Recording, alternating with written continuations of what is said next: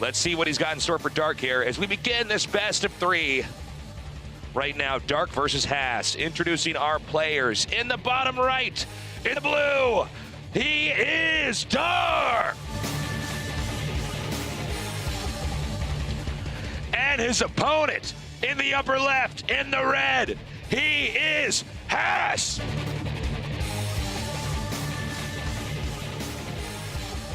A very wise person once said, the cheesiest thing a cheeser can do is play a macro game.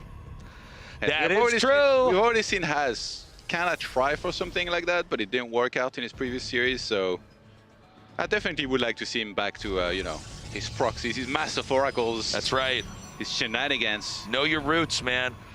And like, we've talked about how, you know, Dark also like kind of, you know, sounds arrogant at times, and obviously like he's very good. He rarely ever loses. I would almost say just competent, right? But go ahead, yeah. Yeah, I like arrogant. Okay, okay. He rarely ever loses to any non-Korean player. Does he even really know who Haas is? Because if you think you're that good, do you really think you need to study your opponent in Haas? I think if you're fairly acquainted with StarCraft at all, you just have to know who Haas is because he's such a meme at this point in time. But I don't know, maybe you're right. I mean, maybe, you know, Dark is so insulated from this. Yeah. A lot more stuff in Korea that he knows that there's this cheesy guy from Taiwan, but hasn't really taken that much time to study. I don't know. You might have a point, though. Yeah. We'll see. Like, if Dark is completely unprepared for any kind of like a very aggressive play, I guess we'll have our answer. But if he puts a lot of effort into scouting and seeing what he's up against, it's only going to be 2 steps. 1, defend the attack that's coming. 2, profit. It's going to be very easy and straightforward. So, I mean, so far, this is looking to be a pretty ordinary opener. This isn't any of these insane cannon rushes we saw Haas do. I was really curious if we might see something like that, but clearly not the case in this game. So yeah, I guess we have to wait and see. Is there going to be an abnormal amount of teching in one direction here from Haas, you know? Because Dark, in a straight-up game, he is so solid. I really liked what In Control said, where Dark is basically the best low-econ Zerg, scrambling, you know, handling everything. And that, I feel like, will be so tough for someone like Haas to take on. I feel like Haas wants to take on a much more passive Zerg that would normally try to stop or curb basic aggression. But yeah, I mean, Haas is somebody, I don't know. I don't know what to expect from these two guys. Yeah, I mean, Haas is going to have to be aggressive here no matter what. I really think like if he sits back and, you know, takes the third base and only does some Adept and Oracle harassments, that's just not his style, playing standard. So he won't be doing it as well as most of the other pros do. So I think he wouldn't have a high chance of success by playing like this. Like, we keep emphasizing this, but he has to play very aggressive and unconventional. That's his best shot. And Dark, I think like he knows who he's up against. Going Pneumatized Carapace here is like, I want to see your entire base. There is no way you're going to trick me. There is no way you're going to eliminate me out of the global finals. Dark, who last year had a very disappointing, I think, particularly for him, performance wherein he lost to Elaser. And didn't make it out of the group stages. Yeah, and he was devastated about that loss. This is a guy that you expect to easily make top 8, maybe even go into the top 4. That's right, Elaser got his revenge back there. And one thing also when you're playing against a player who's known to be cheesy is sometimes the other player will over-defend, like overreact to what's happening. By the way, Oracle's coming here now, and we do have a Void Ray on the way. There's no Spore. There's nothing here. So 2 drones are going to go down. Yeah, now he's scouting. I mean, that Pneumatized Carapace didn't finish early enough, like, and that Stargate wasn't even like that crazy fast in this case. So 2 drones to win. That's how it starts. Yes. How good men turn cruel. I'm really surprised that just came in there and did that. So Dark took his lumps back there. We do have the Citadel on the way over here as the Void Ray is going to chase away this Overlord. And the game goes on. It has taken a third base, going for Glaive. So I love this. This is what we were waiting for. Because he started the third base as well. So, like, this is always a stage where if you're a Zerg player, you're wondering, is he going to get a lot of probes and it's just going to be a bunch of Adepts? Or is he going to be a lot of Adepts and then he cuts probes to try and be more aggressive? And it's, like, really hard to know. You can do as much scouting as you want. You can't exactly know where the probe count is at. Obviously, Dark, he will keep on trying for that scouting. Ooh. Oh, hold on. This is going to get spotted. So, he might be able to make sure this doesn't get in with the one, I think he had a Void Ray. if he makes sure. Yeah, I think the Void Ray is actually just below the third. There it is. So it's Oh, coming it's up too here slow, now. though. I think It's they going in the wrong actually just direction. might miss each other. Cut him off! Oh! Like on the highway. He's coming up now. And this is huge because... Is he going to see it? Can we get a vision check? Oh! So he already saw that there was the Twilight Council, so right. he knows there is some sort of attack that could be coming with glaives, but not being able to see if there is something like 8 gateways in the main base is a big deal, and there isn't, which means that he can just keep on making probes and get ahead economically. Yeah, I mean, having that confirmed, you can scout the initial tech, but when you have that suspicion, whoa, double robo coming down here, cool. It's going to be really nice, actually, because he knows that Dark is getting very suspicious and is massing roaches. What counters roaches really well? Mass Immortals. So Has right now definitely doing really well with those mind games. He's not going to overextend, I think. Yeah, I really love what I'm seeing here with this. Now, the initial Adepts are going to come in here. They are going to be taken out very easily. This may make Has vulnerable for a little bit. Has going to go ahead and turn around. Now, those Robos are on the way, but they're not out yet, and they were just scouted with that Overlord. 6 scouting by Dark. He sees this, he immediately, I think he started something like 11 drones that just completed, so now he's on 66 walkers against 57. And seeing the double robo, he's like, oh, you know what? You know what would be great against a lot of Immortals? Not making roaches, and instead maybe going for something like Mutas, which, if you're not prepared for, and I feel like there's a good chance Has is not going to see that Spire, Mutas are going to fly all over the place and kill probes left and right. Like, I mean, he has some Void, like, this is actually kind of weird. Like, he made multiple Void Rays, usually you just get one. I mean, that's Has for you. But, yeah, if Mutas come out, like, let's say if he makes like 6 to 8 Mutas here, and then he flies from one base to another, it's going to be very hard for Has to defend properly. So ideally for Has, he would need to see this, maybe get some cannons, maybe get some Phoenixes, 5 more gates on the way. Damn. Has might be happy with his walker count, and from there on, just make units and maybe attack with like 4 to 6 Immortals to try and hit the timing. Okay, so Has did his homework here. This is not the game I was expecting to see out here. I wasn't expecting this dance of 2 players trying to out-tech each other. But you're this expecting is cool a proxy and a cheese and a quick pylons, game. I thought Has knew that you're not supposed to make pylons in your main anymore. I mean, I've just seen what Maro does with his barracks, but this is such a shift in play styles here. So these few roaches are going to come up here. Now, this is going to be cleaned up. A little bit of a harass, little guerrilla attack here from Dark. This is good because it's keeping him busy as well, and Has is still not paying attention to that Spire. 7 Mutas on the way. Like I said, there is no appropriate defense, but oh my god, he's moving across the map at this time. He might just be a base trade here. If Has goes across the map now and has the Warp Prism there, all he has to do is build a big enough army in terms of Stalkers to just kind of kill Dark on his side of the map and then defend against the Mutas eventually. Like, this could actually be a sick base This trade. is doing like way more damage than I thought it was going to do. 11 probes. This is actually crazy for just a small number of roaches. I mean, they're paying for themselves and a lot more. They're just not dying. Yeah. Okay, so the Mutas are out. Let's go ahead and check and see, do we have any defense at all for the Mutas if they come into the main here? There's nothing, right? Oh, and he needs to look at his army. Woo! He's coming in now.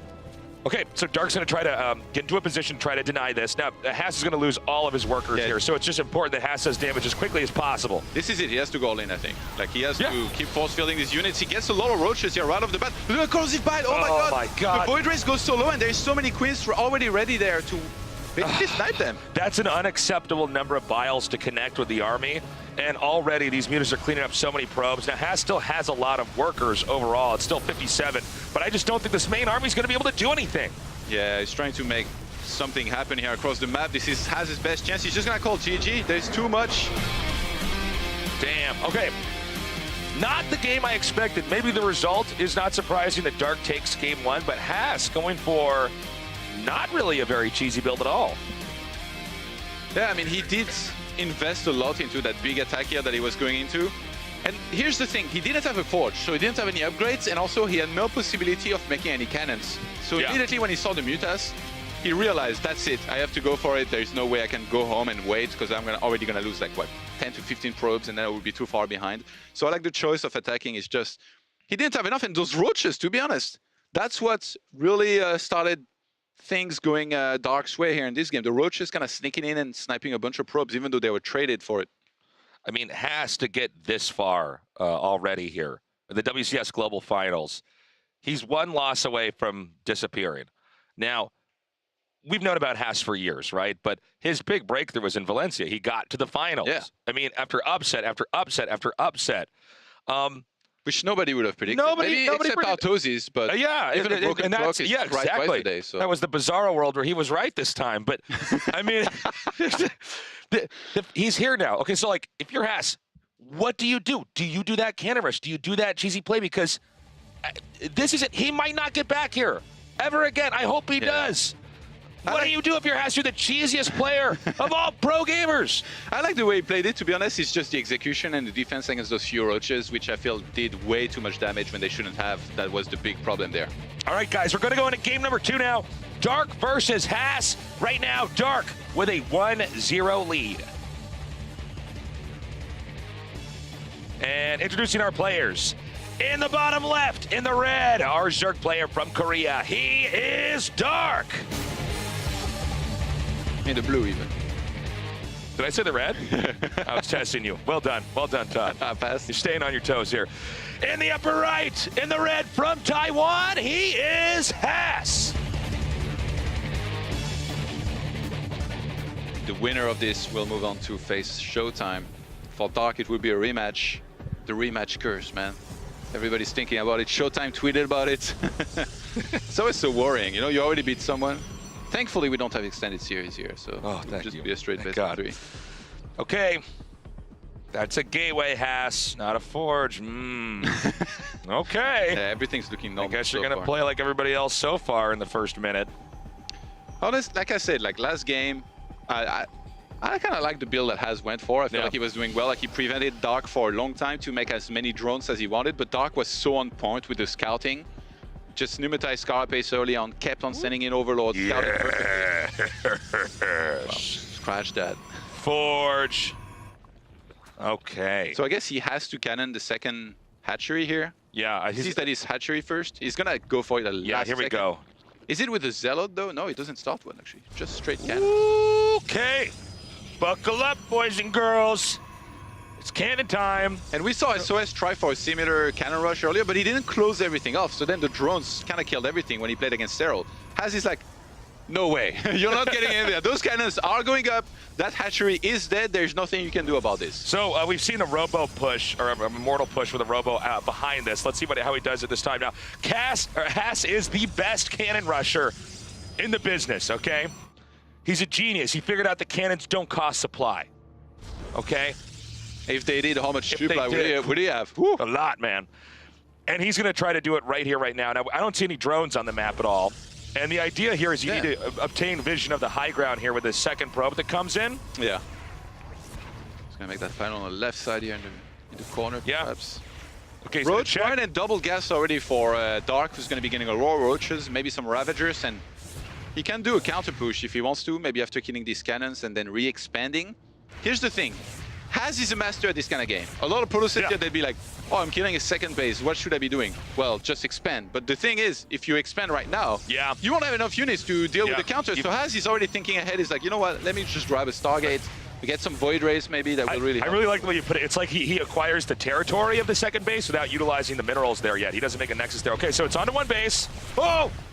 A probe died. Oh, the Overlord survived, actually. Yeah. That would have been a really nice pickup. Look at Dark, 29 out of 30. Always looking at that supply. He could have blocked him. Okay, so yeah, he has to get rid of that pylon because he needs to try to get glimpses of what's going on onto that high ground. The Nexus is coming down now. So a little bit of a mistake there. Hass losing that initial probe. Now, he's not making more cannons up here. He's just going to try to get vision. If he could just chip away at the extractor, that's actually pretty big if you're on one base of Zerg. He's trying to see how many Roaches are going to come out and where they head, and also making sure that no lair starts, because if there was a lair, then there could be a Nidus. And in this case, he sees that it's still hatchery tech here from Dark for the longest. Oh, he starts the lair immediately after. Okay, so Dark, that's smart, because if he had started that before, then Hass would have been really wary. Like right now, Hass thinks there is no tech, that Dark will re-expand on the low ground and play normal from there. So if you don't expect the Nidus, what do? You build up your economy because you think your opponent's going to do the same thing, and then you make less units. So Dark is kind of relying on that. He's going to go for a Nidus. And how many Queens does he have, actually? Because he's going to have to deal with the air. He's got 2 Queens. It's not that much, but with Ravagers, they're going to synergize well. He doesn't necessarily have to go for Nidus, but I feel like it's... You kind of have to in case Protoss got too greedy, and then you can really punish. But he loses his Overlord. Yeah, I was about to say, where's he going to Nidus now? He might have to do it outside the wall. Yeah. You can spam pile. It's not bad, but it's not the, I guess, ideal. You know, you want to have the guessing game going on. You could even bring drones and build spores across the map on the crate once the Nidus finishes. I actually wonder how much Dark will want to commit to this now that he's supply blocked and he has he has to do it outside of the wall on the natural. So for those of you guys that are watching and thinking, Spire, wow. For those of you guys that are watching and thinking, oh, I thought you couldn't cannon rush at the highest levels. Well, generally you don't, but Haas has got this so mapped out that even the best players in the world can get tripped up in it. And he's had insane success. I mean, he got to the finals at WCS Valencia and then lost to Cyril, and there's no shame in losing to Cyril because it seems like everybody loses to Cyril.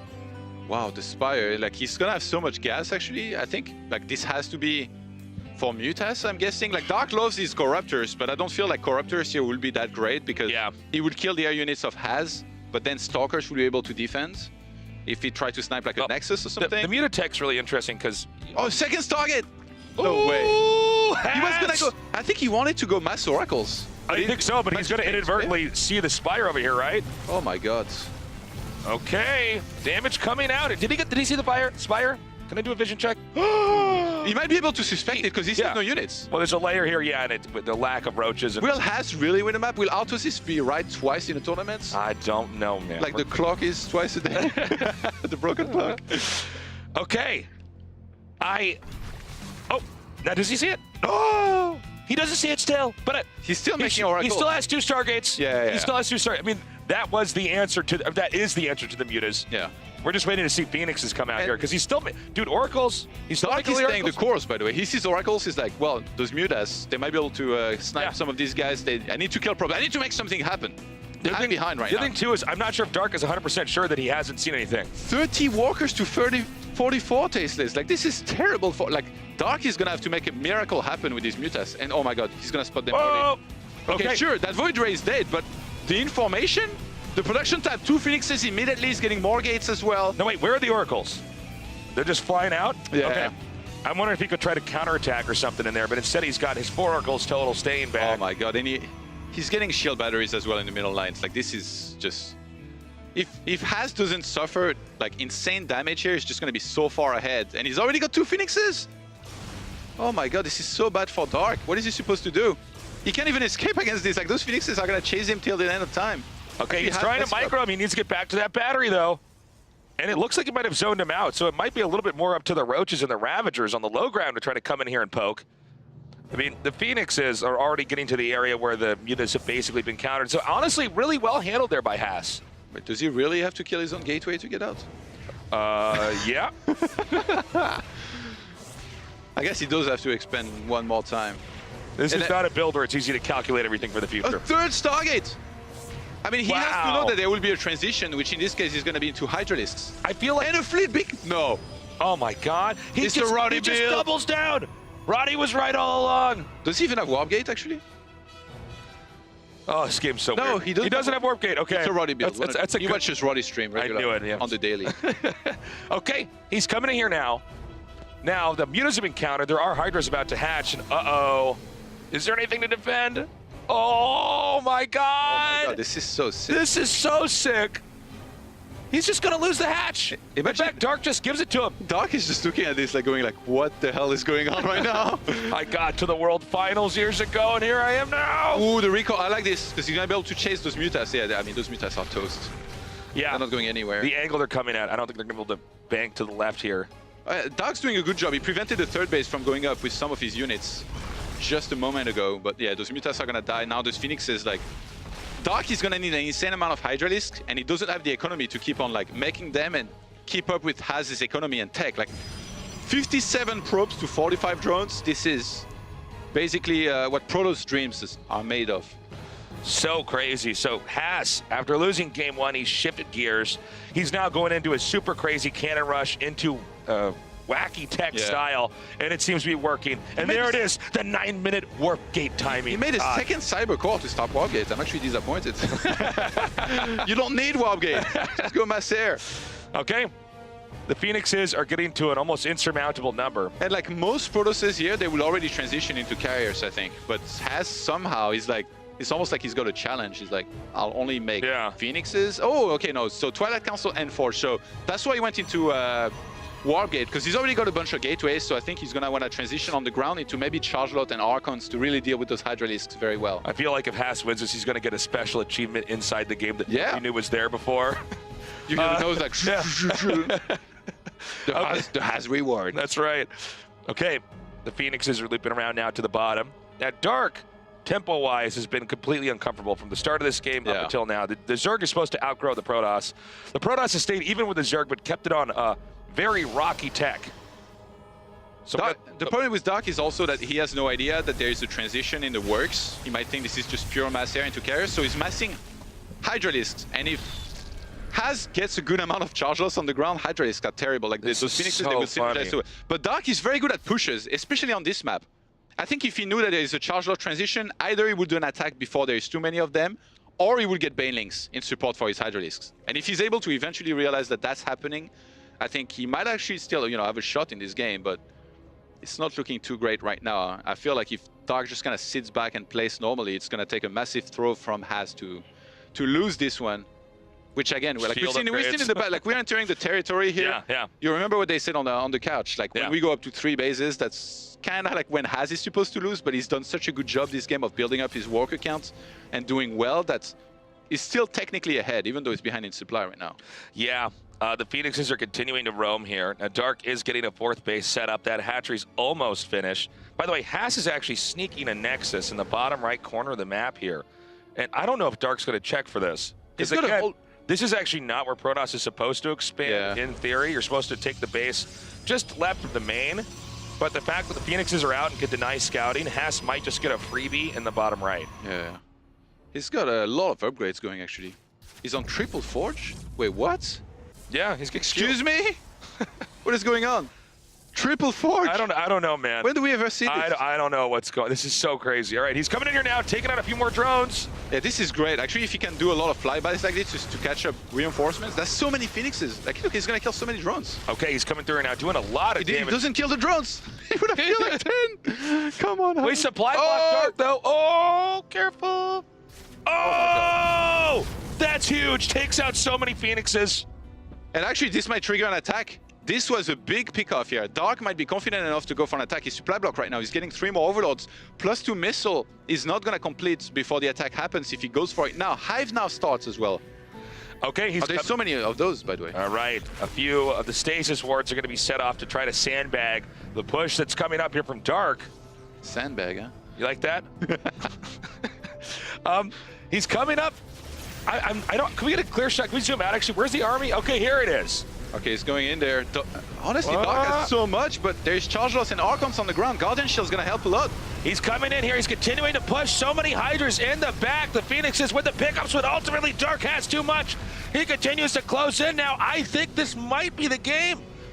He's going to try to heal up. He goes back, using those shield batteries to heal up the Archons. Yeah, the Overseer died, but he didn't pay enough attention when he watched Roddy's stream. You're supposed to have a Dark run here. I'm actually surprised. I'm actually trying to retreat and get trapped. It's just so funny. You can't retreat. Oh, he's going to wait for it. Oh, wow. Oh, he's going to try to come in here and clean up the stunned units. Yeah, the top chunk here of the Hydras is the one that's going to be freed for I don't know if this maths out favorably for Haz. Let's see how the engage actually goes down. There's a lot of charge loss, but I mean, there's quite a few roaches. Queens, he's all in. Yeah, Dark adjusted so well. He made roaches to deal with the charge loss on the ground, and Haz is getting cleaned up here. He overextended for sure here by this, and he's still going for 2 more upgrades, and stars 2 Phoenixes. The nerves of this guy. You know what's funny is you can see Dark is. This is the first time Dark's played a game like this ever. Okay, he's like trying to get in there. He's trying to do the damage. He's actually playing really cautiously. I thought the push was going to continue on and he might smash him, but Dark does the damage and says, wait a minute. Backs out. Yeah. Now, this line of probes, this Congo line of probes over here, going to this Nexus is really important because Dark is under the impression that Haz is on 3 bases. See? Whereas, in fact, Haz is even in economy, excuse me. Fantastic analysis. Yeah, so Dark, I think, might lose this based off misreading this late game situation. Yeah. What's your take? I think he was right to pull back because he needed to regroup here for a little bit. But yeah, ideally, if Dark knew, like, remember what happened in game 1, and that was just a couple roaches that somebody sneaked in and killed all our probes. He needs to do the same thing here. But for him to be able to start doing this, he needs to see that 4th base, so he can start doing multi-pronged attack with roaches. By the way, I can't believe this, but he started Storm immediately as Dark pulled back. I would have been so worried about, like, you know, a follow-up attack that I would have just made a ton of Archons. But he's like, you know what? He pulled back. He's not going to attack anytime soon. Let's just go for Storm. Like, we're reaching the point where, imagine 4 High Templars against this army, landing some Storms. That would be really terrible for Dark unless he can somehow dodge everything. Dude, he's still upgrading out of 2 forges. Yeah. He's taking a 5th base. This is so crazy. You know, it's funny because it makes the math a little bit more fuzzy for the Zerg because you don't normally have this series of upgrades like this in a fight. Ooh, he's attacking. Oh, maxed here out, we go. Yeah, I don't know about this. Some good storms, though. That's a lot of Templars. But this area is pretty wide and open here for Dark. Okay. Does he have Burrow? I think so. Yeah. Okay. So just worried about we're not getting a shot of this, but can we get a shot of the fight at the top? Okay, here we go. So this Nexus is going to be denied, which is not bad. But again, I don't know if Dark has the right idea of what's going on in this game. There's actually that hidden base in the bottom right, and I think Dark thinks he's basically out, like zoned out. Has this game. Hold on, the attack's going to come in. Another great storm. He's being aggressive because he knows that there could be a lurker then that's very good against this army, but he might be overextending. High Templars at the front. Yeah, some storms are coming down here. I think Dark just has a little bit too much. The idea was good here by Haas, but ultimately Dark's macro is too good. Oh my god, loses 2 or 3 High Templars here just before the recall finally happens. And Dark taking a huge supply lead. 12 lurkers on the way. Yeah. And he's about to have +3 missile attack. This is huge. We're going to see a pretty big push come up here. Now, even if Haas, his bottom right base is never spotted, it might not matter. There might be enough muscle here from the Zerg that he just topples him. And this is, again, what the couch talked about. You know, when we go into a longer game, 3 bases and all that, like, as good as Haas was doing, I feel like if it was like Showtime or something that happened in his position, he would have never lost this game. Yeah. This is not necessarily Haas's comfort zone, so he definitely fell apart a little bit more. But Dark stayed patient. Dark stayed solid throughout. And I think this is going to pay off here. I really feel like this army of Haas just cannot deal with this amount of lurkers here. He will need so many immortals, but he doesn't even have a robo. Oh my god, that's right. This game is so weird. Okay, so he's getting a robo finally. He just used recall, by the way. Like this army, if it gets caught on the map, he cannot recall it just yet. Yeah, that Dark playing a cautious game. He just wants to clean this one out. He's going to come back here, try to kill this army off, and then probably go for the new 4th base that Haas is taking. A casual 17 minutes metabolic boost in the production tab. I mean, why not? 7 more lurkers. What's going to be? How many does he have yet? He's at 12 + 7. 19 lurkers against 0 immortals, Tasteless. Well, I don't think this is good for Protoss. Okay, there's going to be one immortal. One immortal, okay. Okay, so he's going to probably get those lurkers out, come in here with an attack, and I think Haas has gotten so far out of orbit of a normal PvZ.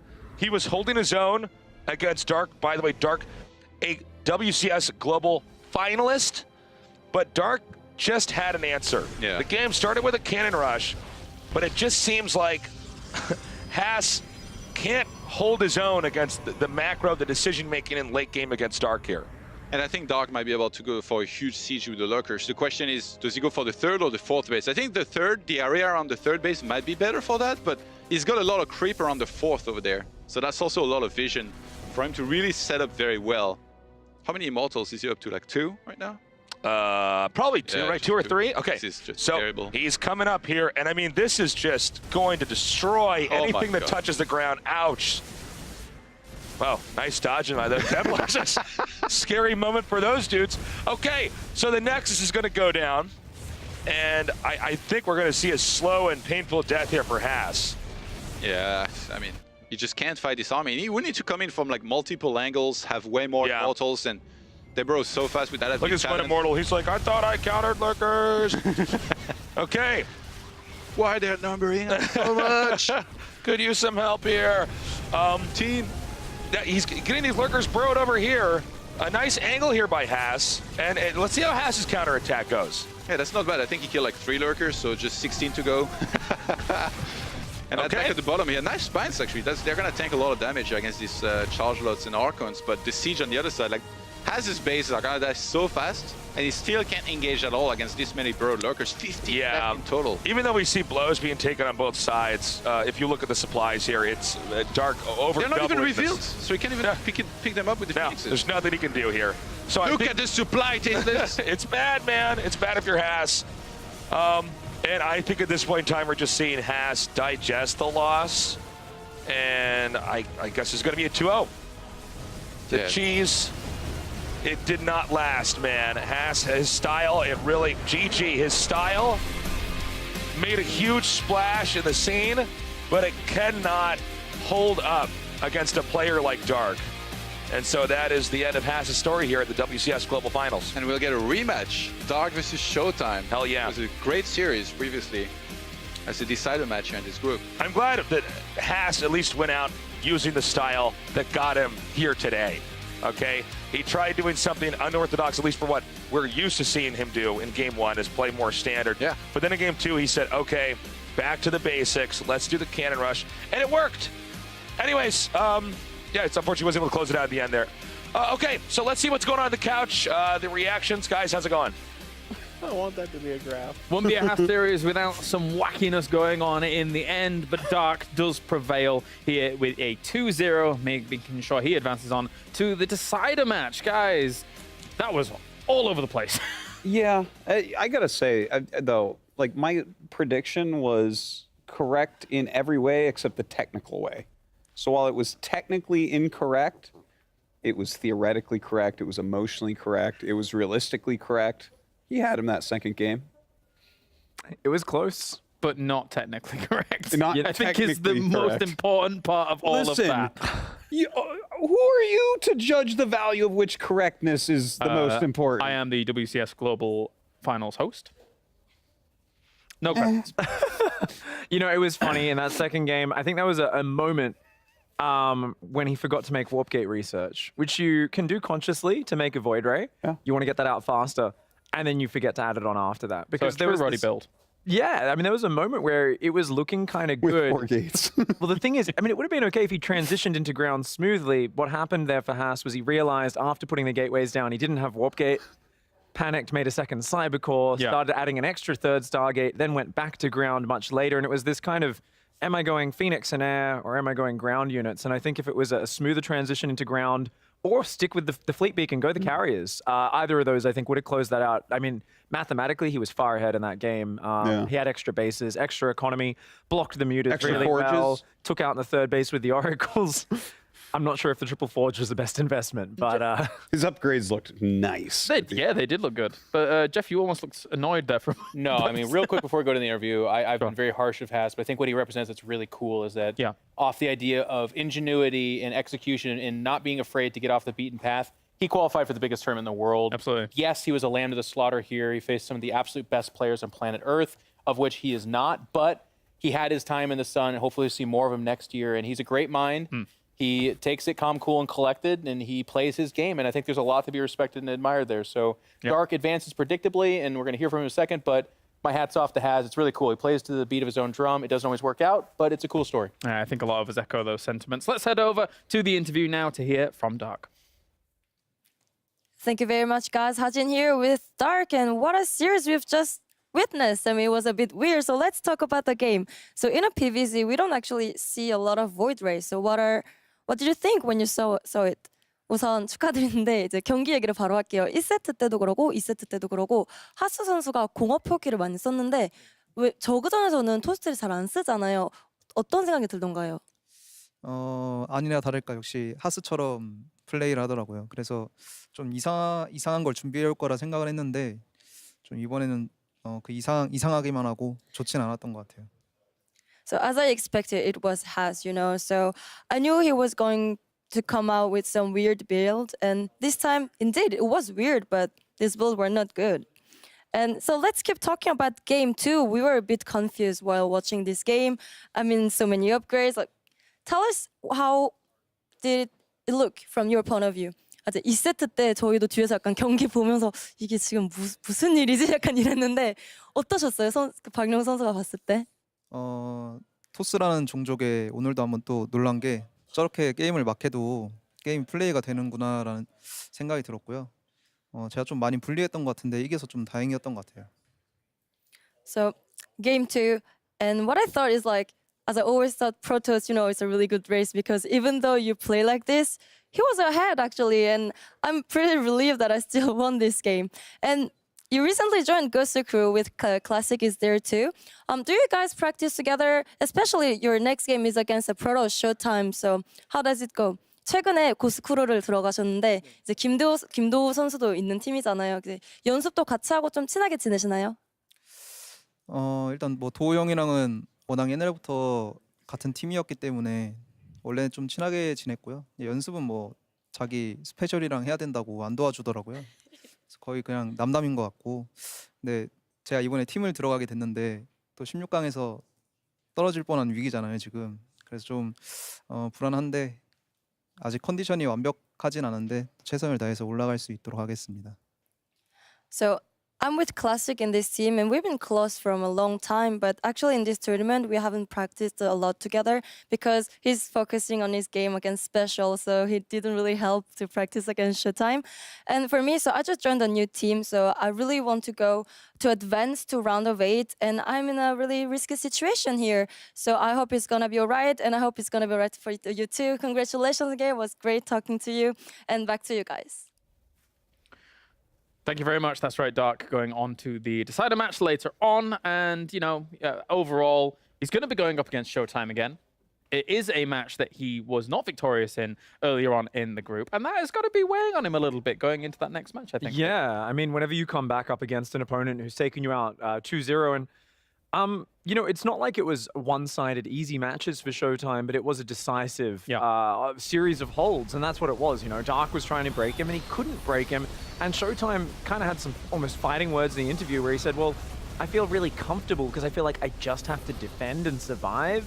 Whereas there's more pressure when I'm playing Serral to get out on the map and attack him. So I find it easy and comfortable in this scenario. So I'm sure Dark, you know, listen to that interview. He's got to find a new way to crack the nut in the next series. Let's briefly come back to this, though. I think that, you know, looking at Haas versus Dark, especially game number 1, I think was most surprising to a lot of people, right? With Haas actually taking the road of, I'm going to try and macro this out, and I'm going to try and win this out. Going up against Dark, that can be a tall order. Yeah. Well, we saw that the first game was, you know, he put up a little bit of a fight for a little bit.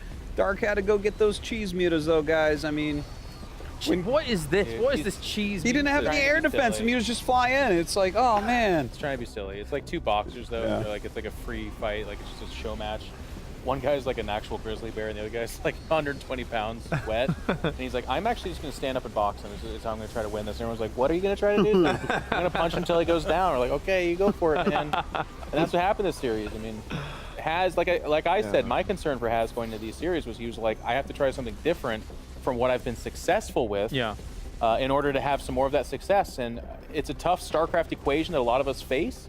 If you get to a certain place off the back of really crazy play and all-ins, I feel like you have to go with that. In this series, he did a little bit of that, but it was also off of the, like, I'm going to go up to 3 or 4 bases, and I'm going to out-macro the top 3 Zerg on planet Earth and the #1 Protoss on planet Earth. And Haz, whoever helped you arrive at that decision, you need to fire them. That's not a good choice. You're not winning that scenario. For all intents and purposes, he should have probably won that second game. However, when it gets to those later stages, overall, it's not exactly easy. You guys are sailing that by the way. I've been trying to be nice and not dominate the talk up here, but we all keep saying, like, if you just would have made carriers off those 2 bases, we would have won. Well, Pig was quoting mathematics as a reason he was going to win. I'm like, this is getting really wild up here. I feel like I'm with 4 tastelesses, and we're starting to talk about some really crazy stuff. I'm like, I understand he'd have a better chance of winning, but I'm not okay with us just being like, he would have won. Like, Well, come if you on. look very closely at Haas, he's actually not Korean. Is this the meme that's coming out of this tournament?